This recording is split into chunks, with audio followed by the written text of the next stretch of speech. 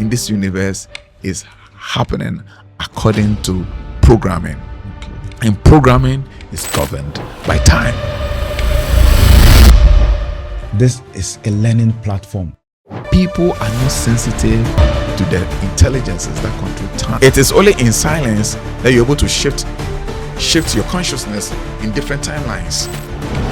Most of the things, about 90 to 99% of the things they are talking about, that they are calling it spiritual awakening, it is not spiritual awakening. It is awakening from the sleeping state. Fireworks. The true spiritual awakening is where now